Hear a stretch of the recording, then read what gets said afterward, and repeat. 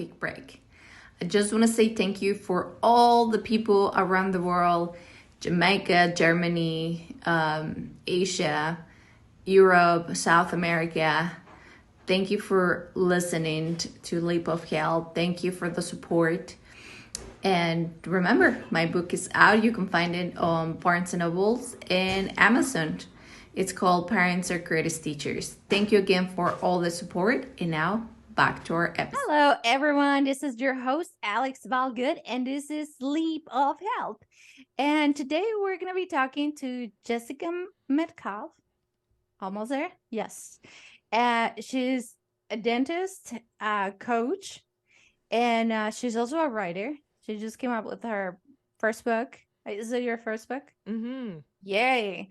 And we're going to be talking about how powerful are our thoughts and our words just in life in general. But before that, tell us a little bit about your story and how you became from an amazing dentist to now this writer and coach and everything. Yeah. So it was a few years ago now, actually. I feel like COVID kind of, it always skews your timeline now. But it was years ago when I actually started lecturing on how to improve patients' quality of life post-cancer therapy. So specializing within dentistry, I focused on treating medically compromised patients and cancer patients. And during that time, because of burnout that was existing within the medical and dental profession, especially within the hospital that I was at and having those conversations, I was like, we're taking care of people. I'm going to be able to sprinkle facts in around burnout so then these clinicians can start to take care of themselves.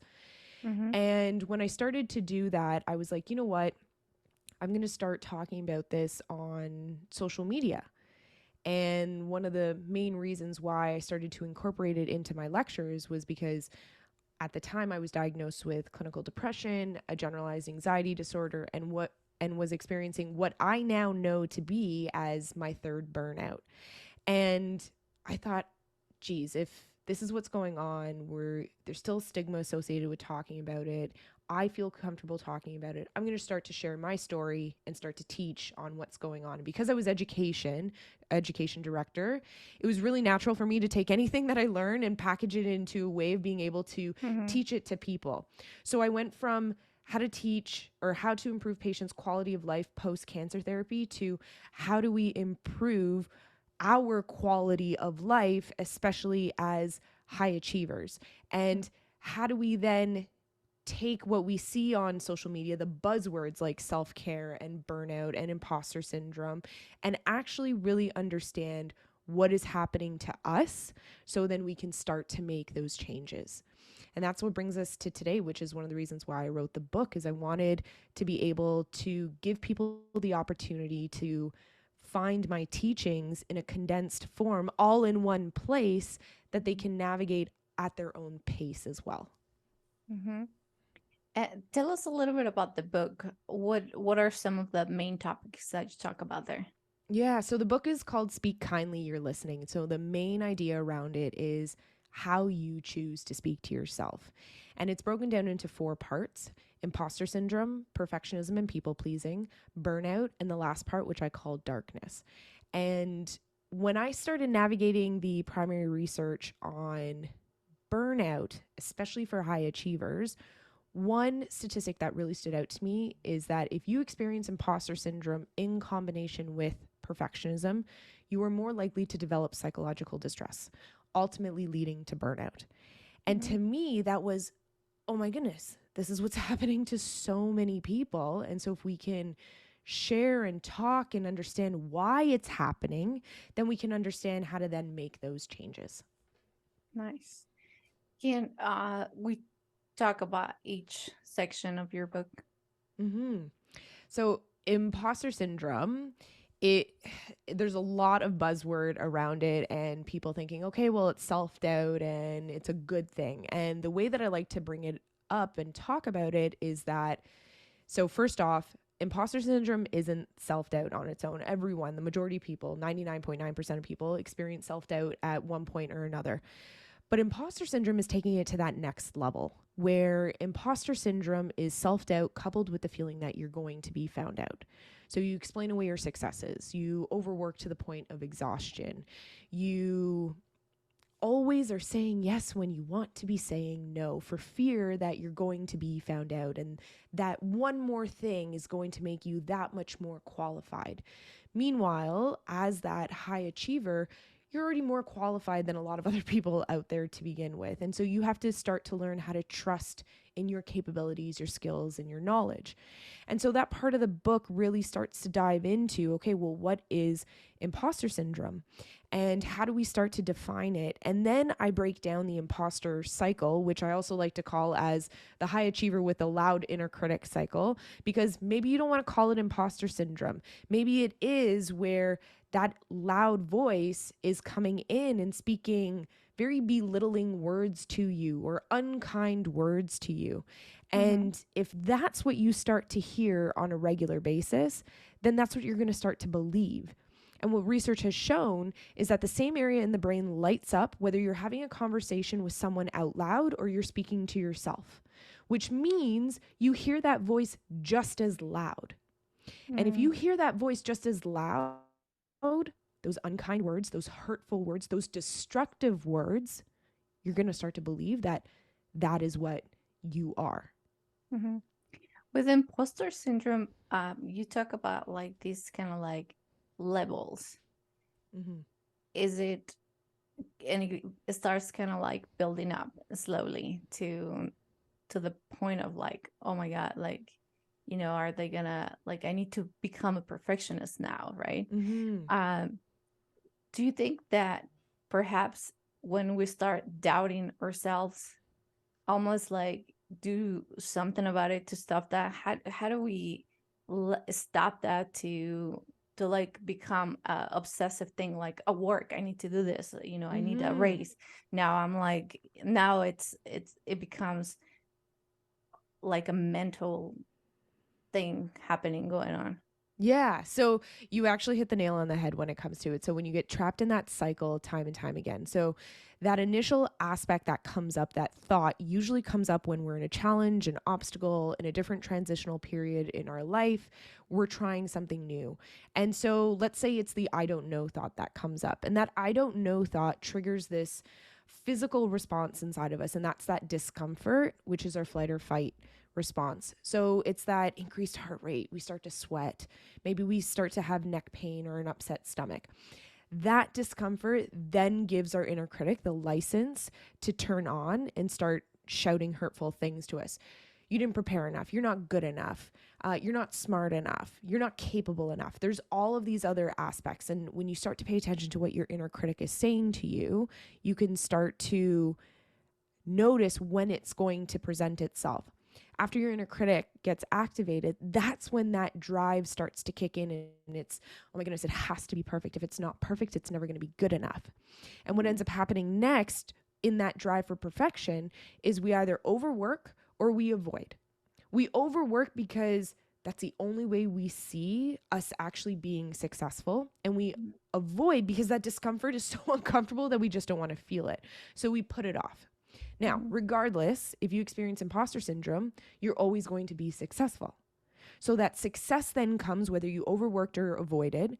But when you look back at it, you think of the overextension as, well, that was surmounts levels of energy that I'm never going to be able to reach again, or that I can put into it. So how am I ever going to do it again? So it's not repeatable. If you avoided it and you look back at it, that's when you then say, well, it was because I was lucky. And I just left it until the last minute, and it was just luck that came with it. But the key aspect when we get to success that ends up closing the loop and has you rounding out the imposter cycle again is you end up discounting that success. So that inner voice, that inner critic comes up and says, well, it wasn't enough. It was, you know what? It was just, that's a small step in the actual bigger things. And so that discounting ends up happening. And so a common question that I tend to ask people is, well, how long did that feeling of success last? Because just like we have that discomfort that comes up, we also have that feeling of success. But how long does that actually last? And a lot of people have done this poll on so many different lectures that I've given in workshops. Some people are 30 seconds, 5 minutes, maybe the max that I've gotten is 24 hours. So a day. So we live in that success for only a day. So all of this work, all of this energy, all of that discomfort that goes into it. So going back to your question, how do we start to unravel it? We have to start with how we choose to see our successes. And we have to acknowledge them and embrace them and start to share them instead of thinking that we're bragging about them. If this is what you've done, you sharing that is you sharing knowledge. You're not bragging about it, right? So if you're applying for that next job or that promotion or wanting to get an article in a well-renowned magazine, whatever it is, you have to share what you've done in order to start to feel comfortable in your skills, your capabilities, and your knowledge. And it starts with how you choose to speak to yourself. Yeah, for sure. I think that was like a really good point. And we don't never think about our success. Right? It's more, I mean, I come from like a very competitive, background. I was raised like that. I have two brothers, so I had to step up my game at all times, right? It was like, let's play football, let's play this, let's see who runs the fastest, let's see, and then in college and university, playing volleyball, swimming, and like all these things. As a younger adult, I trained as a dancer, I did competitions and all that. And it was we need to do this, we need to compete, we need to win, we need to do that, we need to do the best, the next thing, whatever. But I really and it just came to me just right now. I really never thought of really enjoying the success. And I think that's where a lot of people is at right now in their whole lives. You work so hard and so much for the things that you're like, yeah, I'm gonna be the best of this, or this is gonna be amazing, and we're gonna do this race and whatever. And you work and you do so much, right? Like, you stop going to house and family things and all these life happening events because you're training, twice a day, and you're like, there's so much going. And it doesn't have to be specifically with sports or something like that, but it could be just at work, you overworking, having at home, skipping meals, whatever. And we never think about success. What do you think? Is that like a cultural thing? Is that like a human thing? I mean, it feels so good to win and all that, and have that success, but it doesn't seem like we're all like sitting on it and taking it all in, and taking the time. Yeah. So it's really fascinating when it comes to success, because I think depending on how you were raised, the belief systems, who you surrounded yourself with, so even school groups growing up, the type of education that you received, there's different levels of how success was then defined. And if we look at society, especially North American society, where success is having a big house, having a lot of money, having that car, checking all the boxes, having the degree, having whatever, the promotion, all of that aspect, okay? That is put in front of us and said, here, we've defined it for you. So growing up, the expectation is, okay, well, I need to get to these things. However, when you get to turn inwards and ask yourself, well, what does success actually mean to me? Then you get to redefine what that actually means. So maybe then your definition of success is having dinner on a Sunday night with your family. Like, that's success, right? Maybe it's binge watching that season that you've been waiting 4 months for it to come out with one of your loved ones. Maybe it's going and hiking a mountain, or going for a polar bear dip in a really cold ocean. Whatever it is, you get to redefine what that success is. Now, what society has done has linked success to happiness. So if successful, then happy. And when we put it into the if and then statements, the automatic assumption is that, well, there has to be certainty around it. And that's why we strive for perfection, because if we strive for perfection, then we know what the outcome's going to be, and then it's certain. And if we're certain, then we don't have to feel that uncomfortableness that comes up. And so if it's certain, then I can be happy. If perfect, then happy. If successful, then happy. But if we're always putting happiness over the cognitive horizon, and Sean Aker talks about this in The Happiness Advantage, his book, if you're always putting it over the cognitive horizon, then you never actually get there. So you're chasing happiness, but it's never there. And then when we slip into that success, because we've also linked it to happiness and it's fleeting, happiness lasts 30 seconds, 24 hours. So we, as an individual, get to redefine what success means and ultimately then what happiness means to you. So a lot of people, when they come to me as clients and they feel overwhelmed and they're overstressed and burnt out, they always say, I want to be less stressed and more happy. And so I ask them, what is your definition of happiness? And they say, well, I just want to be less stressed. I'm like, but what does that actually look like to you? Is that a day off of work? Is that meaning you're putting money aside for retirement or for a vacation or to buy those favorite pairs of shoes that you've been wanting for so long? What does that actually mean to you?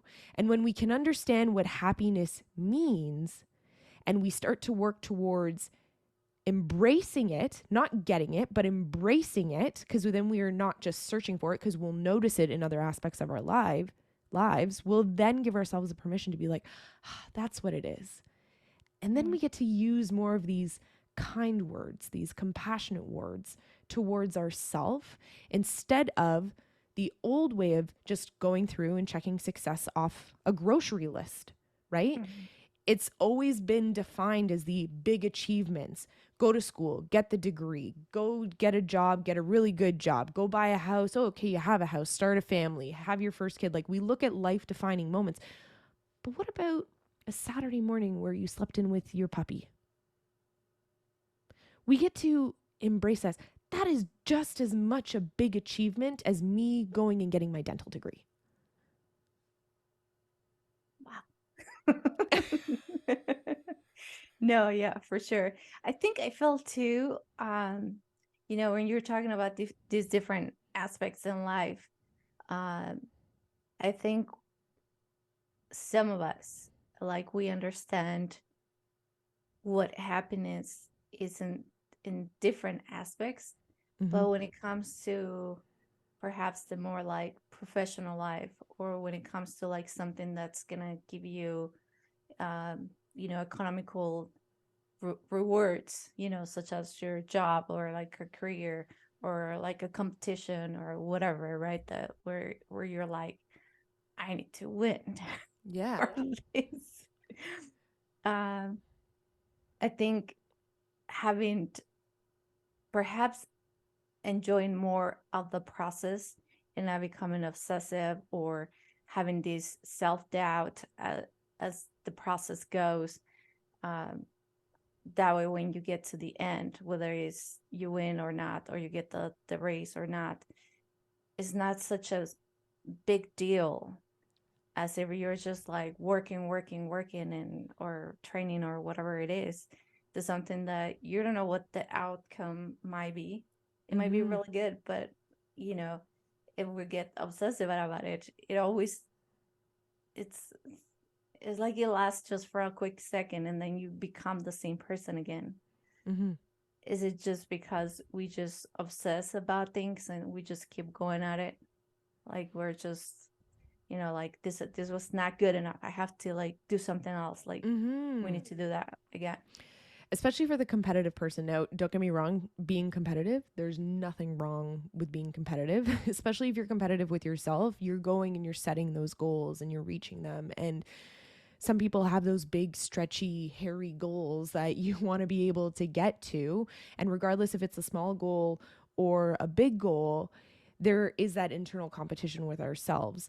And I think we have to give ourselves the permission to also be compassionate towards ourselves if it doesn't go the way that we initially thought. And I think that that is the key when it comes to enjoying the process, is recognizing you can enjoy the end. There's nothing wrong with enjoying the success that comes from it as well. But if we're only going to be relying on that checkbox and those 30 seconds, then some goals take years to get to. And if we're not stepping into and understanding the uncertainty that comes with it, or the obstacles that can be challenging towards us that also give us the opportunity to grow, and if we see that as something negative or demeaning or just self-sabotaging, then that's when we get stuck in a very pessimistic mindset.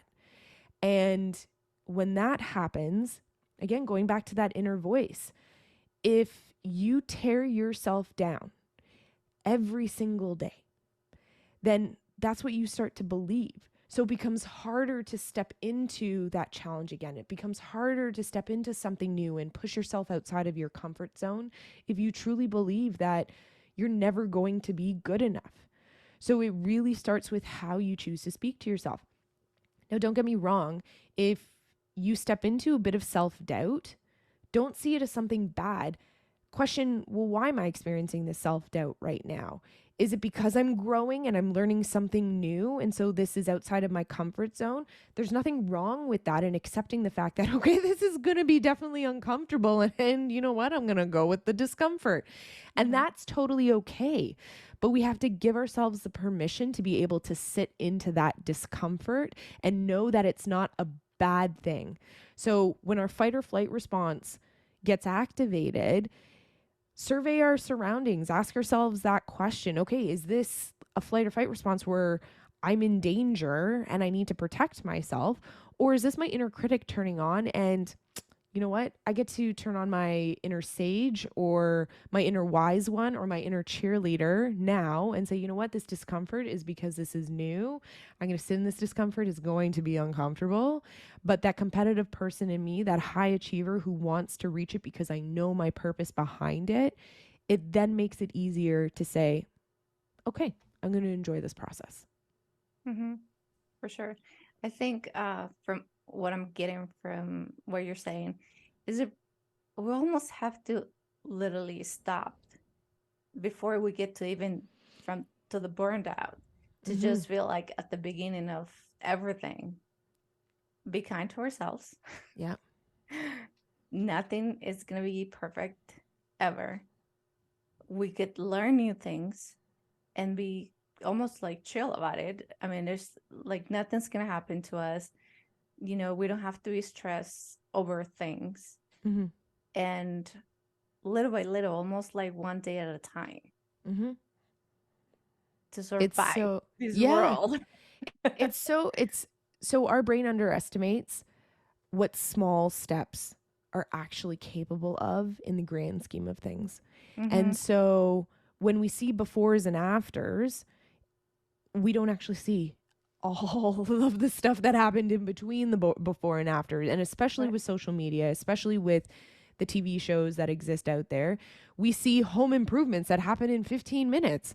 Meanwhile, that took weeks, right? To be able, you got to pick the paint swatch, you got to pick the right room, you got to pick, like, there's all these other Yes. aspects and people that go into making these big changes. But what social media and TV has done, and within the 21st century, is we want those quick befores and afters. Okay, can I actually get there? But what people forget is the timeline and the energy and the space and what it took to be able to sit in between those two pictures to be able to get to that after. And you know what? Sometimes the after doesn't actually look what you wanted it to look like because it evolved. And Mm-hmm. so now you get to move with it instead of against it. Mm-hmm. Yeah, for sure. And what are some of the things that you go through with your clients when it Mm-hmm. comes to this step? Because this is almost like the first step before the burned out when you're like already like, man, Yeah. this is happening.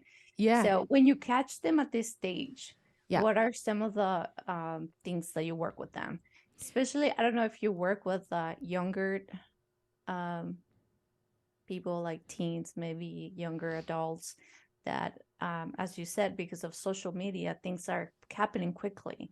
Mm-hmm. This person is doing this, now it looks like that, or is doing this, and now it's achieving this. And Mm-hmm. I'm doing everything that I can, but I'm never good enough like that person. So they have like a different environment to see and to react to. Yeah. So it's really fascinating. So just like personalized medicine, I do the exact same thing with coaching as well. And so when someone comes to me, it gives me the opportunity to be able to break down where are their needs. And if let's say someone's on the borderline of burnout, or again, they want to just start to make sure that they're not going to head down that path, is they have to ask themselves, okay, what is it that I want to be working towards? So then they can start to set clear expectations for themselves. When they start to set clear expectations for themselves, then they can slowly start to work towards that.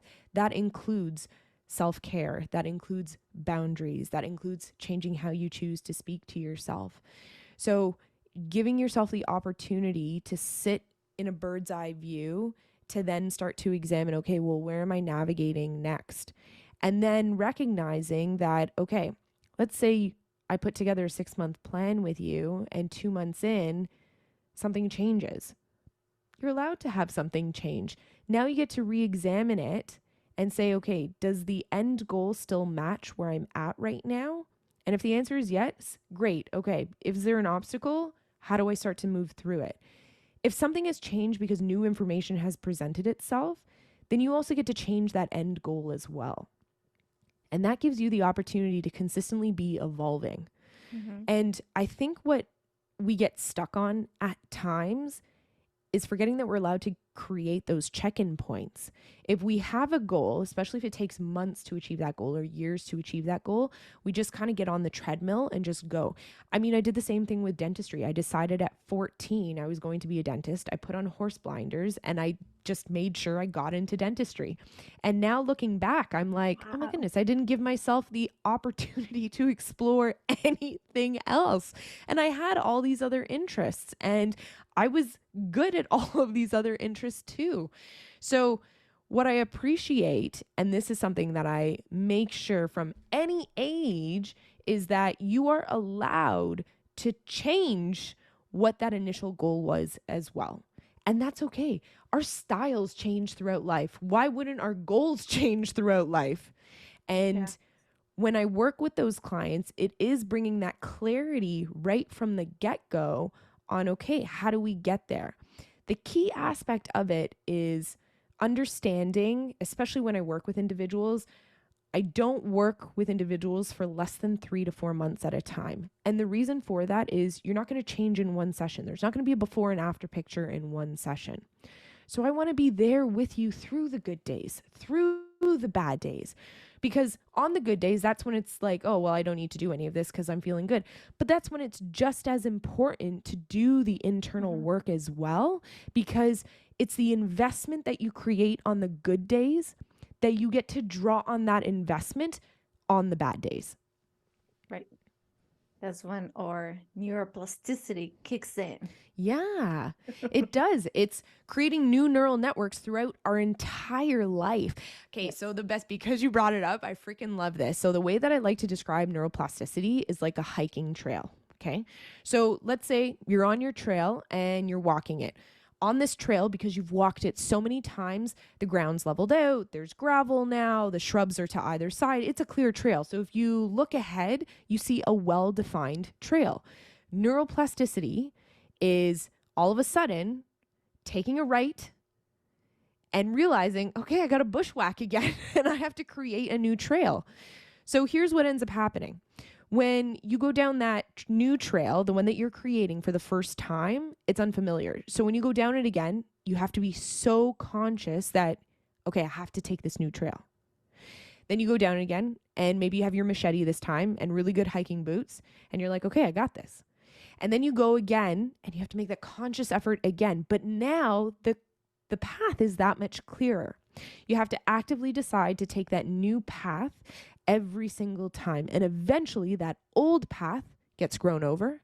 It's not nearly as familiar, and you really don't want to head down that path anymore. But you have to, in the beginning, actively and consciously head down that new path. And eventually, that new path is how you have set it up the way that you want it to be. And it becomes easier to want to then walk down that path. Yeah, for sure. And the cool thing about neuroplasticity is that if you didn't like that new path, you can make another new one. Another one. Oh my goodness. It is so, and that's the thing is, as we start to, that is so key when we start to develop that inner voice is, so when people ask me, well, I'm not going to believe what my inner voice is saying. I can't just change my words. And I'm like, you're right. You can't just all of a sudden change your words. You can't go from, I can't do this to, I can do this, right? You can't just go from, oh, well, I suck, I'm not good enough to, I'm great, I am enough. Like, you're not going to all of a sudden believe that. So how do you know you're believing it? You can pay attention to how it's responding within your body. So that neuroplasticity are those new words and that new voice that you're starting to build for yourself. And you get to test them out if certain words don't fit, because we as humans connect value to our words. And if those words don't fit with you, change the word. Change how you choose to speak to yourself. And so when you check into your body, the way that I like to think about it is, think of the pain scale. So 0 being no pain, 10 being the most excruciating pain ever. You're going to change it from a pain scale to a belief scale. And now you're going to go from 0 to 10, 0 being you don't believe the words that you're using, to 10, you absolutely believe it. And if all of a sudden the butterflies in your stomach start to get lesser, you're not sweating as much, your heart's not racing as much, then you're starting to believe the words that you're using. So you get to check in with yourself. And eventually, you don't have to do the check-ins anymore because you believe all the words that you're saying to yourself. You've categorized and created a catalog of words that sit well with you.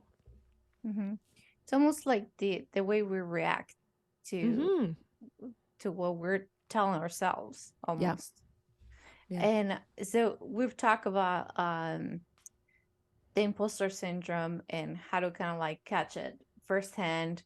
You know, don't let it grow until it gets like pretty crazy. But now let's talk a little bit about the burnout for those people that have walked the same path for a long, long time.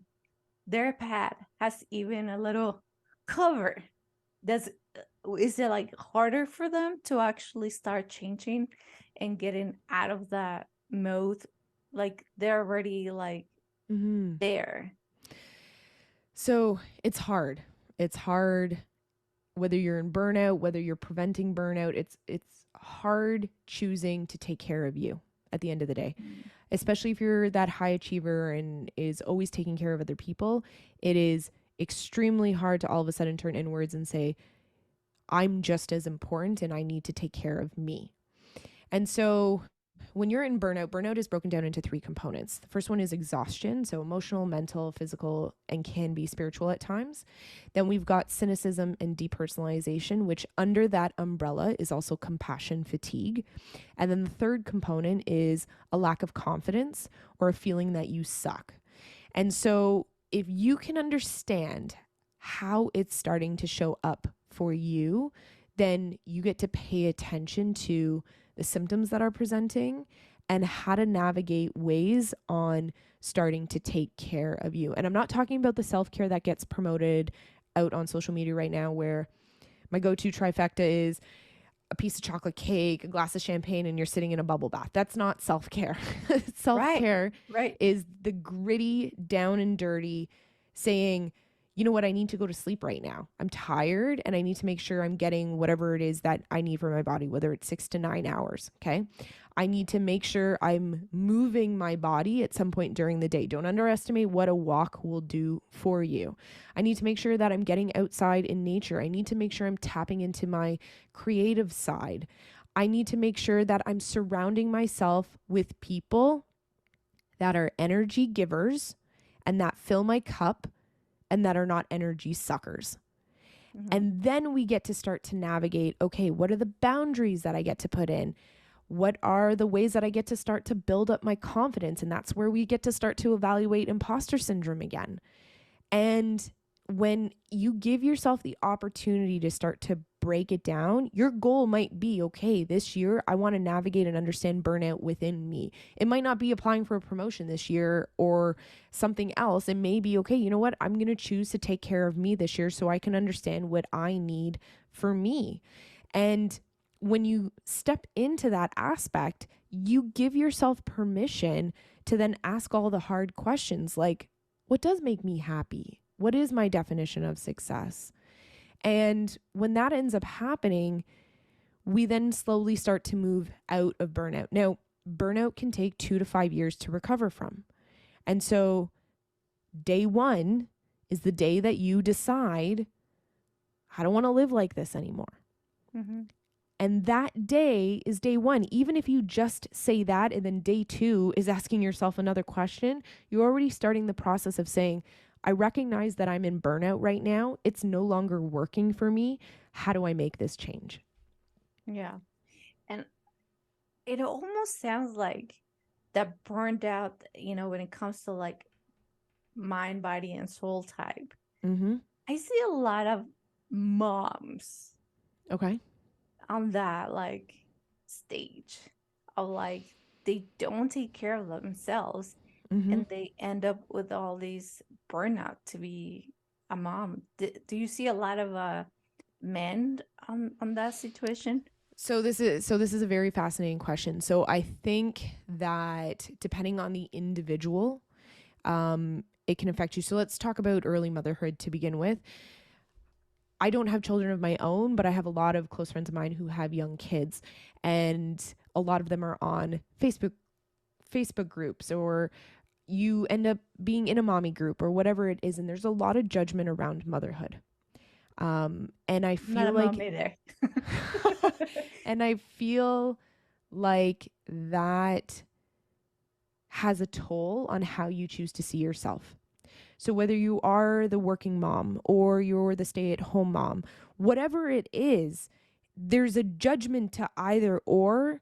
And going back to that competition aspect, I truly believe, this is my opinion, I truly believe that the world as a whole has pitted women against each other because they realize how strong we are when we can come together and when we support each other and all of that. And so when there's this underlying competition aspect of it, then there's judgment and it keeps people separated. And then there's a lack of support. And it's easier then to stay on your own instead of asking for help or asking questions to grow and to learn, because there is that fear of judgment, of shame, of ridicule that potentially will happen. And so that burnout ends up happening because overextended, feeling like you're all alone, and feeling like you're overwhelmed to the point that there is no way out. And so burnout, there's a lack of hope. Mm-hmm. And we need hope as humans to be able to step into the hard and challenging things that happen within life. So whether it's a woman or a man, depending on what stage of career or what stage of life they're at, or whether it's in their career or their personal life, if they're starting to feel burnout, what's going on? What's happening during that time? And so for moms in general, especially for those early stages, and for, again, whether you're a stay-at-home mom or a working mom, you can lose your identity at times. And when you lose your identity, and if you linked your identity to being successful, and that being successful is what brings you your worth, and all of a sudden that's gone, you can spiral into so many different inner critic stories, inner gremlin stories, into burnout. And then it's hard to be able to navigate out if we don't realize that I can ask for help. I can look for support. I can ask the questions that maybe someone else would judge me, but I know so-and-so won't. So it really has to give us, we really have to step into a point where there shouldn't be any shame in asking. If you don't know, why not ask? Mm-hmm. Yeah, and you bring like a really good point, especially with women. We tend to just you know, we have these other thoughts of like, I'm an independent woman. I can Mm. be asking for help. I could do it all. I will do it all. But then at Mm-hmm. the end, you end up in this burned out stage Yeah. where you can actually have friends, family, or whatever it is to help you and get you out of the mode almost. Mm-hmm. Exactly. Do men has that? Do So they? with Do you? so with men, This it's is a interesting little because different. I've Yeah, had this conversation with men as well, and with men, yeah. there's the Prince Charming on a white horse riding in to like save and protect women in general, and if we have that image associated with men, that also portrays this like macho manly, I can't share my emotions either, which means that I can't ask for help. And that taps into a completely different era of men being comfortable being able to then ask for help as well. So I feel like there are different aspects of what burnout looks like to different people, whether you're a man, a woman, a dad, a mom, a single dad, like raising 2 kids, 3 kids, whatever it is at that point in time. As a single person in today's day and age, who's 35 years old, as a woman with no kids and a dog, or couples with no kids, I feel like there is the world that we're in right now comes with a significant amount of stressors. Mm-hmm. And with social media and how we've come out of COVID into this post pandemic era that is hybrid remote working that we're all trying to navigate, I think that the word burnout has just hit so many people because of what's been happening in the past few years. And I think pre COVID, we were going to get there. It's just COVID accelerated what we are Mm-hmm. now experiencing. Yeah, yeah, for sure. What are some of the things that I know you we talk about self care Mm-hmm. for everyone that's experiencing any of this? What are some of the things that you go through when you have already clients at this point? Mm-hmm. So, one of the aspects that I like to implement is looking at how spread thin people's schedule are. Are they actually putting in time to take care of themselves or to be with the people that they want to, whether it's family, friends, your dog, your cat, whatever it is? Are you doing the hobbies that you want to be doing? Do you have those interests? For individuals who are those high achievers, because that success, that definition of success is there, you end up linking your self worth to the ability to then achieve success. And when that ends up happening, we lose other aspects of ourself. And we are not just how we work and the job that we do, we are more than that. And so, when I like to work with my clients, we start to unravel the schedule and how do we start to implement ways? What can we start to say no to? Who do we want to be hanging out with? Can we look ahead to plan vacations? This is a huge key one that I tend to work on with people is the fact that we usually wait Mm-hmm. until we're tapped out and we don't have the energy, and then we plan a vacation, and then we usually still have to plan it a month to 2 months out. So I actually work with individuals to make sure that that's already in the schedule because you know you're going to need that break. Don't wait until you're past that point. It's let's plan it out now. So for instance, one of my clients back in September said to me, she was like, "Oh, you know what? Thanksgiving, Canadian Thanksgiving is second weekend of October. I'll make it through to Christmas after that and I don't need a break." And I was just like, "Are you sure?" I was like, "That's a really long span to go from October to December 21st, like October 10th to December 21st without a vacation or without just even an extra long weekend." And she was like, "No, no, it's fine."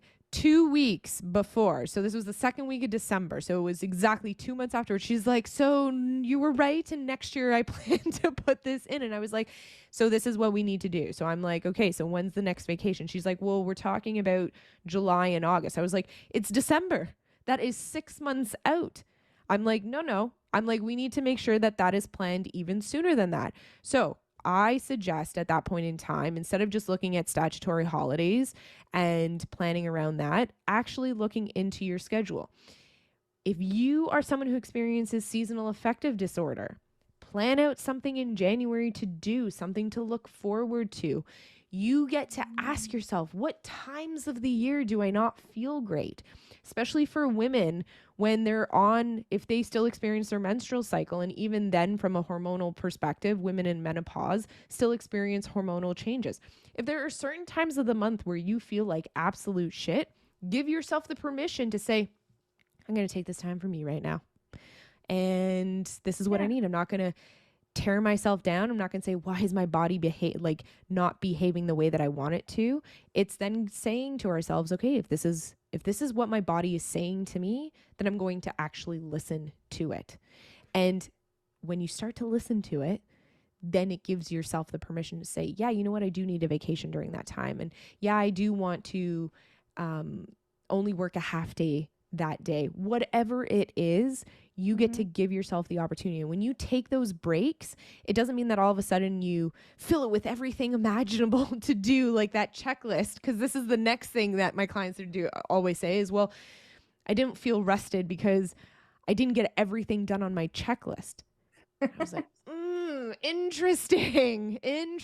Okay, so how do we then rephrase what rest actually means? So now you're redefining success, happiness, and what rest is.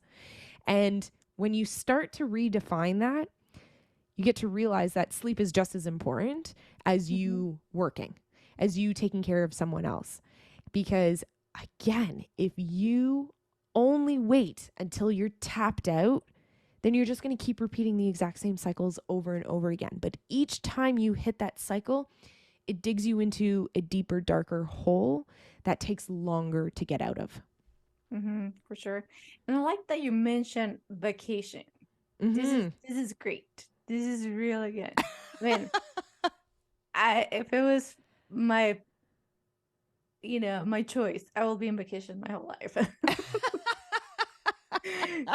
But I do plan my vacations throughout the whole year and the weekends and whatever, right? But I find it fascinating how people, because social media, we post our picture, whatever, like if we take like a road trip or like one of my main things in life for myself, and I'm not saying you have to do this, everybody's their own. But I prioritize my time off, like my vacation. It's just something that is so important for me that I plan, in December, I already planned my next year of what I'm gonna do. Exactly. Because it's what I live for. The vacations.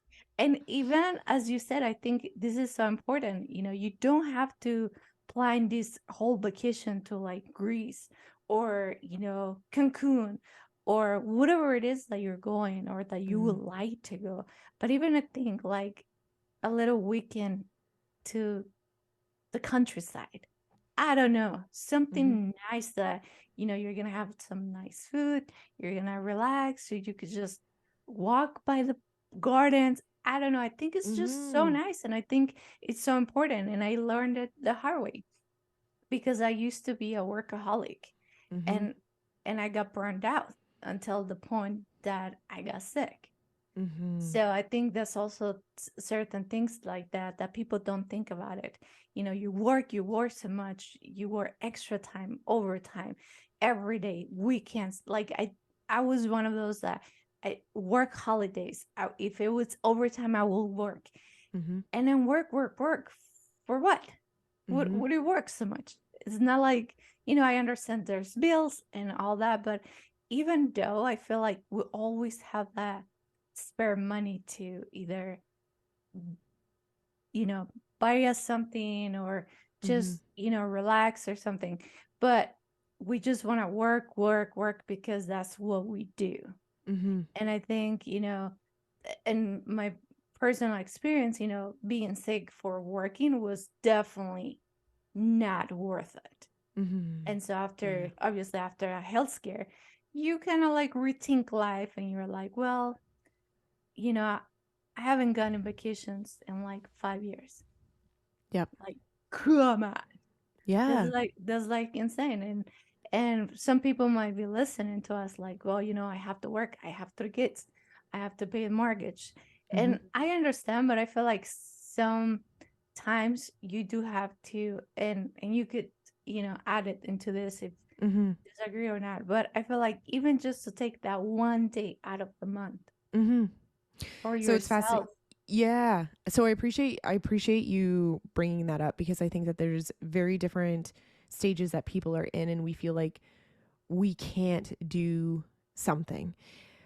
But there is always a possibility. You just have to get creative with the way that you choose to take care of yourself. So even defining a half day off for something as a Mhm. vacation, that can Yeah. be it, but you have to go about implementing it and making it just as important as working. And I think when we give ourselves the opportunity, because I do agree with you, some people are at a stage in their life where they may be stretched too thin and have to be stretched too thin.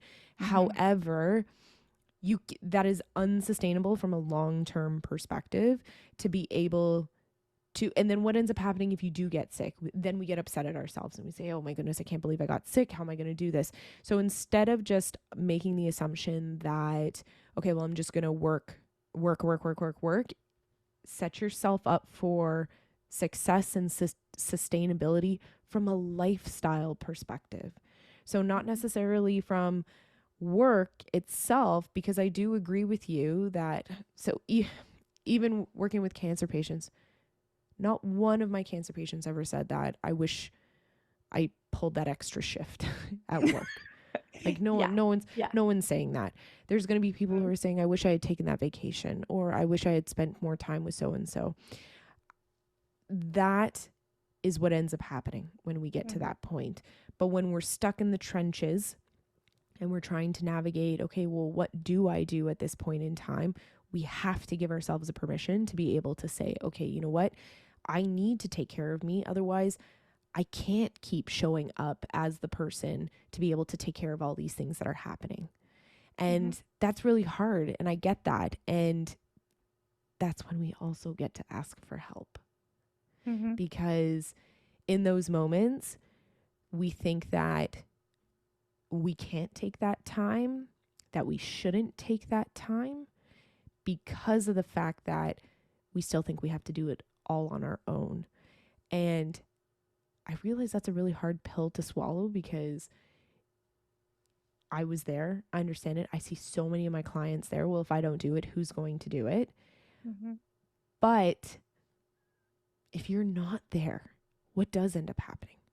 Yep. And if you give yourself that opportunity to take a half day, an hour that is the exact same time every single Thursday for every single week, then that's considered your rest of whatever it is. Then you have to make that a part of your self care. And vacation fits under those self care. So, however you choose to define what that is. And I appreciate how, again, it doesn't have to be a massive vacation going somewhere. It could. So, my thing with staycations is that when you end up staying at home, you end up finding stuff to Something do to around do. the house. That's true. So if you have the opportunity to step away for a night, go for a drive, a day trip somewhere, whatever it is, give yourself the opportunity to take a step outside of where you are physically. It gives you the opportunity to sit in your thoughts, sit in a different space. It gives you a different perspective, and it really brings a different way of thinking during that time. And when that happens, you're still problem solving. That's what a lot of people don't realize, is that, okay, well, I need to be working to solve the problem, whether it's money or challenges, whatever it is at that point.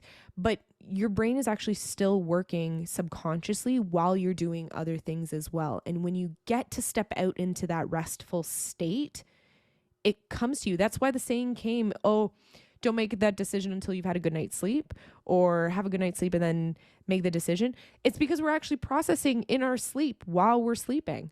And Mhm. so when that is happening and we give ourselves that opportunity to sit into a restful state, then we get to step out of burnout.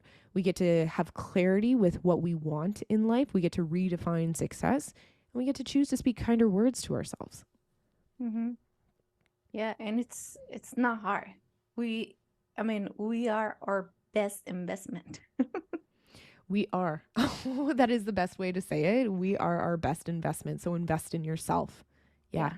Yeah. And why not, right? We work, and as you said, what happens when you're not there at Mm-hmm. work, or you're not that one person leading your team, or Mm-hmm. you're not that person, if especially if you're parents. What happens when you get sick? Now, what Mm-hmm. happens to your kids? So Mm-hmm. it's one of those crazy questions that we probably not often ask ourselves, Mm-hmm. but we don't want to get to that point. Might as well just take care of yourself so you'll be there for your kids. Yeah. You know, take care of yourself so you're there for your team in more clarity and strength and rested, where you're going to make better decisions, you're going to treat people better. And, it's just good in general. I agree with you. I agree.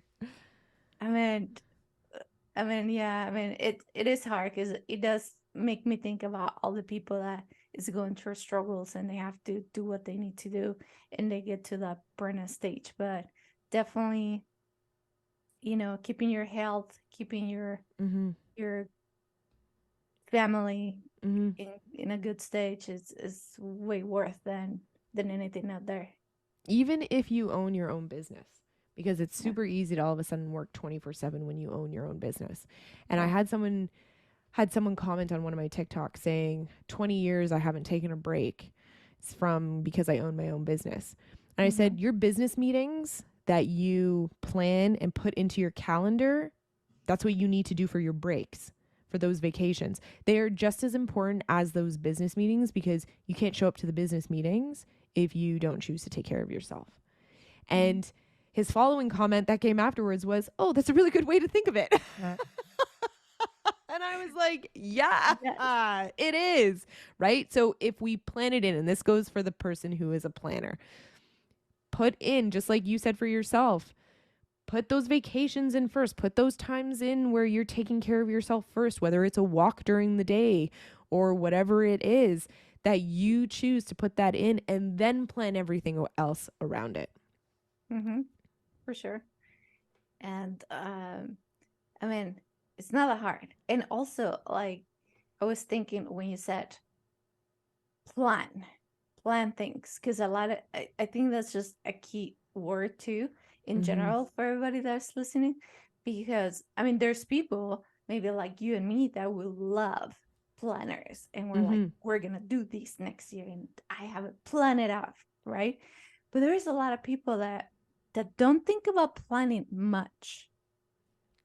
So I Mm-hmm. think it's as weird as it sounds, and as like, because sometimes I feel like people hear planning and they feel like it's too much work. Mm-hmm. It is not a lot of work. At least I don't think it is. And I feel that by planning, because I was not a planner, I became a planner recently, probably in the past, I don't know, 8 years. And it's been the best thing I've done, Mm-hmm. you know, because once you're planning things, once you put things on a plan, a schedule or whatever, you actually are going to do things Yep. that you want, that you need, and that you are going to go follow through. Yep. So I Yeah. think it's not a bad. It's not a bad thing to plan.